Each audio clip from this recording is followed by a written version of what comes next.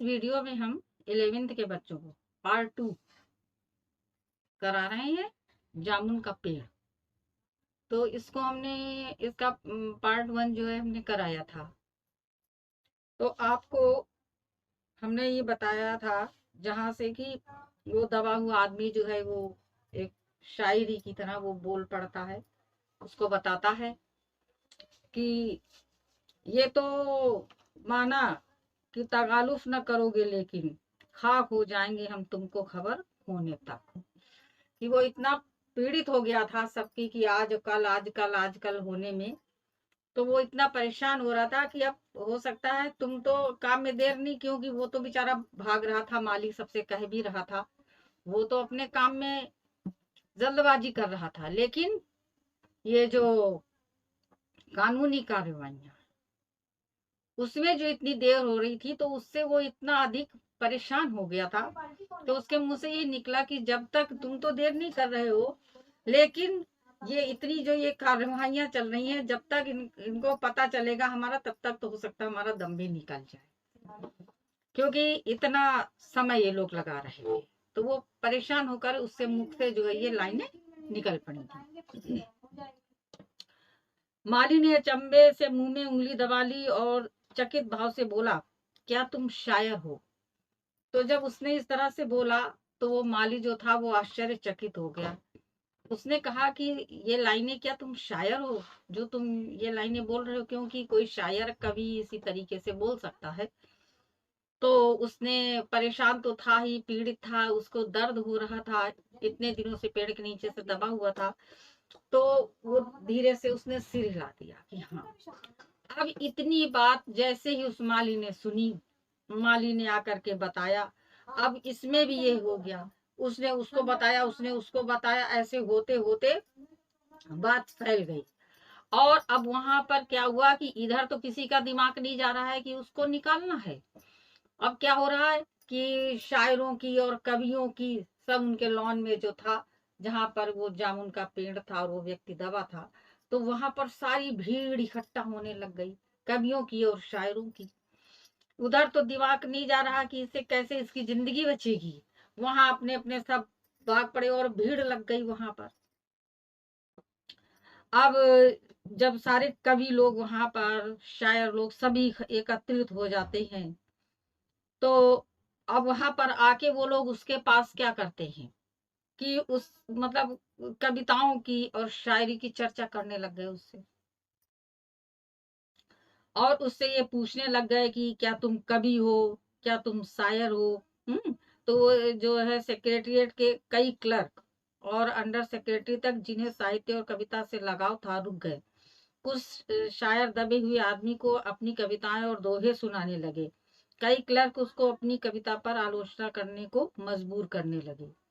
जब ये पता चला कि दबा हुआ आदमी एक कवि है, तो सेक्रेटरिएट की एक कमेटी ने फैसला किया कि चूंकि दबा हुआ आदमी एक कवि है, इसलिए इस फाइल का संबंध, अब ये देखिए कि वो कवि और कविताएं और उस पे टीका टिप्पणियां होने लग गई हैं। ये नहीं देख रहे हैं ये कितना परेशान है, उससे जो है तमाम प्रकार के क्वेश्चन करने लग गए। फिर कहा कि ये जो मसला अभी तक कानून चल रहा था कि उसके पास जाना, इसके पास जाना, अब ये क्या हो गया, ये उसने कहा कि जब तुम एक कवि हो, तो तुम्हारा जो है फैसला जो है अब सेक्रेटरिएट की सब कमेटी ने फैसला किया कि चूंकि दबा हुआ आदमी एक कवि है, इसलिए इस फाइल का संबंध एग्रीकल्चर डिपार्टमेंट से है। अब इतनी कार्रवाई की, उसके बाद सब फेल कर दी कि अब इससे हमारा कोई ताल्लुक नहीं है, अब इसका संबंध किससे है? एग्रीकल्चर डिपार्टमेंट से। हॉर्टिकल्चर डिपार्टमेंट से बल्कि सिर्फ कल्चरल डिपार्टमेंट से, कल्चरल डिपार्टमेंट से अनुरोध किया गया कि जल्द से जल्द मामले का। अब यहाँ से हट करके अब इनकी फाइल जो है एग्रीकल्चर के पास पहुंची।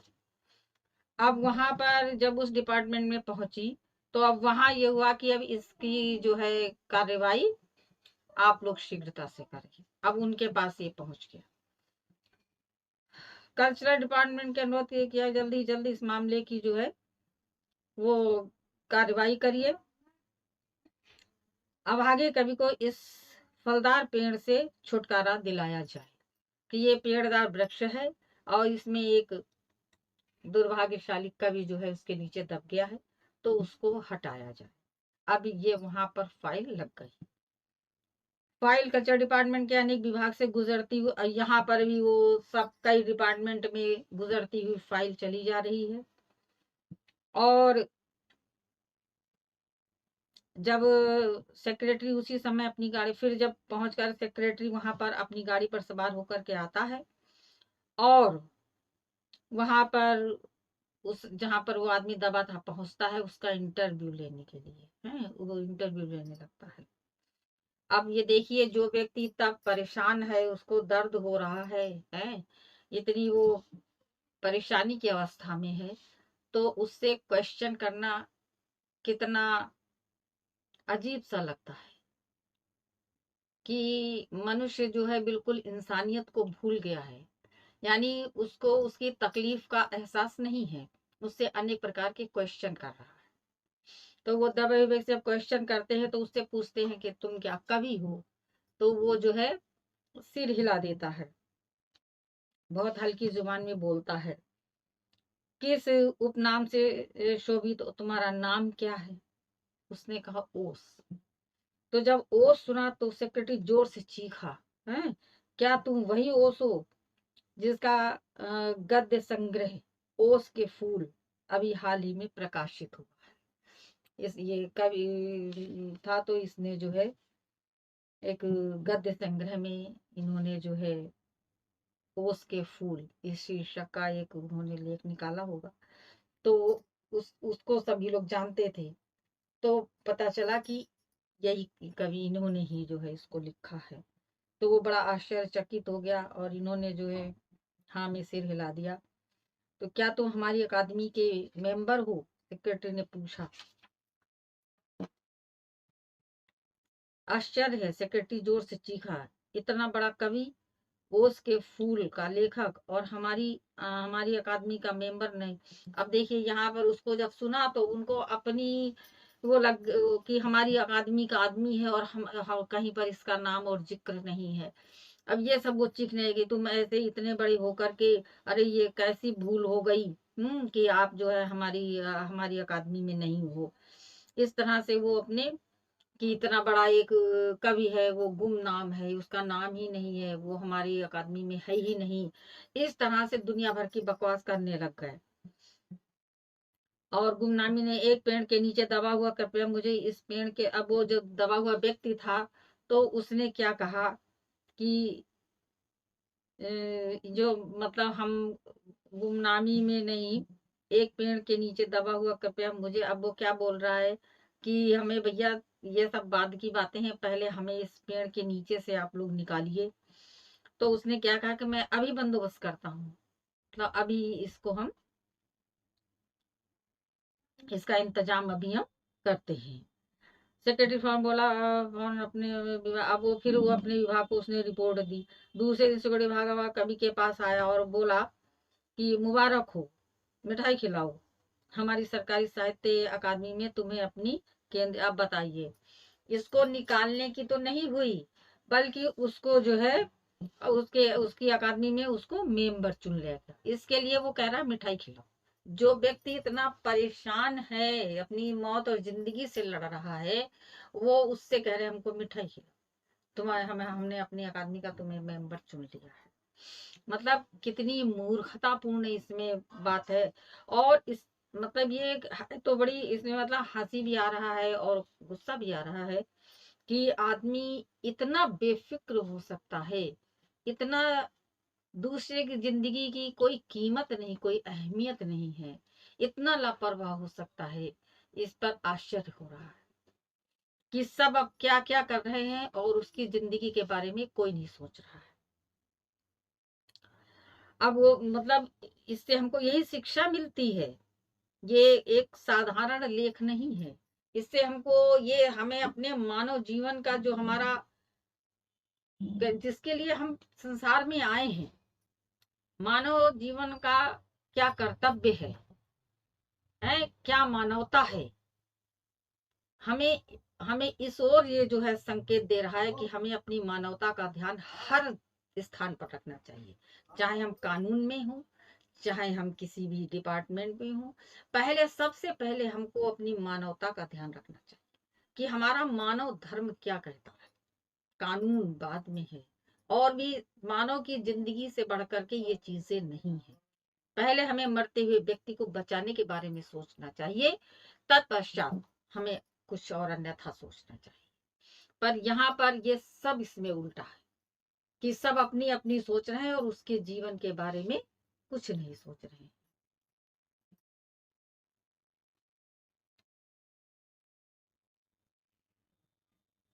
तो जब उन्होंने इस प्रकार कहा तो वो जो दबा हुआ था व्यक्ति, वो कराह करके बोला कि पहले आप हमें इसके नीचे से तो निकालिए। और बड़ा मतलब उसके मतलब उसका दर्द जो है वो झलक रहा था, और उसकी आंखों से ये लग रहा था कि ये बहुत ज्यादा पीड़ित और दुखी है, बहुत परेशान है। ये हमने अब फिर उनने क्या जवाब दे दिया कि अब ये हम नहीं कर सकते हैं, ये हमारा कार्य तो इतना ही था। तुमको जो है कहो तो हम तुम्हें अपने उसमें रख करके है, तुम्हें तुम्हारे मतलब पैसे तक का इंतजाम करने की कर डाली उन्होंने, और मरने के बाद तक का सोच लिया कि अगर तुम मर जाओगे तब भी जो है मतलब तुम्हारे उनको वजीफा वगैरह मिलता रहेगा, तुम्हारे घर वालों को, बीबी हो जो भी हो, तो उसको वजीफा तक दिलवा देंगे। मतलब सब कुछ सोच डाला, पर ये नहीं सोचा कि इसकी जान बचाई जाए।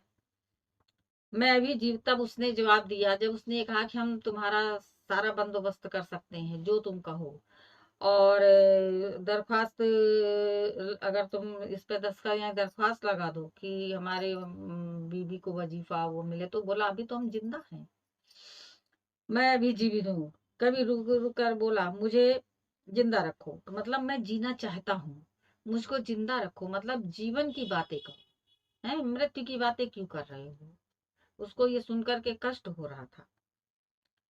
सर अब फिर उसने क्या कहा कि मुसीबत एक सरकारी साहित्य अकादमी के सेक्रेटरी हाथ मलते हुए बोला हमारा विभाग सिर्फ कल्चर से संबंधित है, पेड़ काटने का मामला कलम दावा से नहीं, आरी कुल्हाड़ी से संबंधित है। उसके लिए हमने फॉरेस्ट डिपार्टमेंट को लिख दिया है, और अर्जेंट लिखा। अब उनने कहा हमने फॉरेस्ट के जो डिपार्टमेंट है उसमें हमने खबर कर दी, क्योंकि पेड़ कटवाने का कार्य हमारा नहीं। वो उनने भी सूखा जवाब दे दिया और चले। शाम को माली ने आकर दबी आदमी को बताया कल फॉरेस्ट डिपार्टमेंट के आदमी आकर इस पेड़ का को काट देंगे और तुम्हारी जान बच जाएगी। फिर उसको जैसा बेचारे को पता चल रहा था, मालिक वो आकर उसको खबर देता था कि अब कल ऐसा हो जाएगा। यानी कल कल करते हुए कितना समय व्यतीत हो गया। तो एक व्यक्ति जो इतना परेशान, खा भी नहीं रहा, चल भी नहीं पा रहा कुछ, तो वो सोचो कब तक अपनी जिंदगी से लड़ेगा। मौत जिंदगी से कब तक लड़ सकता है, जितनी क्षमता है उतना ही तो लड़ेगा। लेकिन यहाँ पर उसकी सारी क्षमता जो है नष्ट हो गई। माली बहुत खुश था, माली को तो अच्छा लग रहा था चलो कल इसका हो जाएगा। और उसका स्वास्थ्य जो था माली के लिए, जो माली ने जब ऐसा कहा, माली तो खुश हो रहा था, लेकिन वो जो दबा हुआ व्यक्ति था उसकी पल पल क्षमता जो है वो घटती चली जा रही थी, यानी मृत्यु करीब आ रही थी और उसका जीवन दूर हो रहा था। क्योंकि कितने दिन तक ताकत रहेगी मनुष्य के अंदर, तो वो तो उसकी तो पल पल जिंदगी जो है वो कम होती चली जा रही थी। दूसरे दिन जब फॉरेस्ट डिपार्टमेंट के आदमी आरी कुल्हाड़ी लेकर पहुंचे तो उनको पेड़ काटने के, अब जब वहां पर पहुंचे वो लोग फॉरेस्ट डिपार्टमेंट के व्यक्ति अपनी कुल्हाड़ी और आरी सब लेकर काटने, तो उनको फिर मना कर कि ये पेड़ नहीं कटेगा। ये विदेश विभाग के, ये कहाँ से आया हुक्म, ये विदेश विभाग से हुक्म आया, क्योंकि पिटोनिया राज्य के प्रधानमंत्री ने सेक्रेटरिएट के लॉन में लगाया था। क्योंकि इस वृक्ष को पिटोनिया राज्य के प्रधानमंत्री ने सेक्रेटरिएट के लॉन में लगाया था, तो इसलिए अब इस पर जो है वो प्रधानमंत्री का अधिकार हो गया, क्योंकि उन्होंने इस पेड़ को लगवाया है तो इसको कैसे काटा जा सकता है। यानी जीवन से बढ़कर के प्रधानमंत्री की महत्ता हो गई, वो भी विदेश के, कि विदेशियों को मान्यता अधिक दी जा रही है। अपने देश के व्यक्ति का जीवन नहीं बचाया जा रहा है, परंतु विदेश के जो प्रधानमंत्री हैं उनको महत्ता ज्यादा दी है। क्यों? क्योंकि वो सहयोग करते हैं। तो उनके सहयोग के कारण एक व्यक्ति की जिंदगी जो है वो बलि पर चढ़ाई जा रही है, और इसमें किसी को कोई संकोच भी नहीं है कि अगर एक व्यक्ति जो है वो अगर बलिदान दे देगा और हमारे इतनों का, पूरे देश का फायदा होता है, वो जो हमको सहायता करते हैं, तो उसमें जाएगा क्या? ये कहा जा रहा। कितनी अच्छी सोच है ये देखिए जरा, कि इंसान की कीमत कुछ है ही नहीं, स्वार्थ। यहाँ पर क्या है? स्वार्थ पड़ता दिखाई दे रहा है कि कितना इंसान स्वार्थी है, चाहे वो देश का कोई किसी भी डिपार्टमेंट का व्यक्ति हो। यानी अपने स्वार्थ के समक्ष वो किसी व्यक्ति की जान की कोई कीमत नहीं समझता, कि एक व्यक्ति मरता है तो मर जाए, हमारा और तो इतना फायदा हो। कैसी ये सोच है, कैसे इससे संसार का कल्याण। तो इससे यही सोचना चाहिए कि हमको इतना स्वार्थी नहीं होना चाहिए। हमें हर व्यक्ति की, हर एक छोटे से छोटे और बड़े से बड़े हर व्यक्ति की जिंदगी की कीमत सबके बराबर समान समझनी चाहिए। ऐसे अगर सोच लिया जाए तो एक एक करके तो सारा संसार नष्ट हो जाएगा।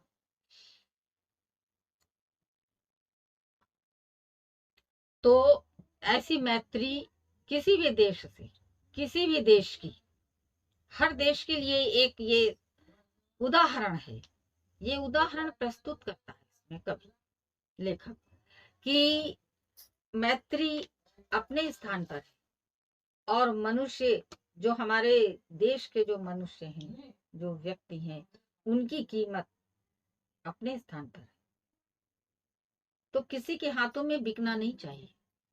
ये तो वही हो गया कि इतना हम बिक गए हैं कि हम अपने ही आदमी हमारे मरते चले जा रहे हैं और हम ध्यान नहीं दे रहे हैं कि उनका पेड़ लगवाया अगर हम काट देंगे तो वो हमसे नाराज हो जाएंगे, हमें जो सहयोग दे रहे हैं वो बंद हो जाएगा।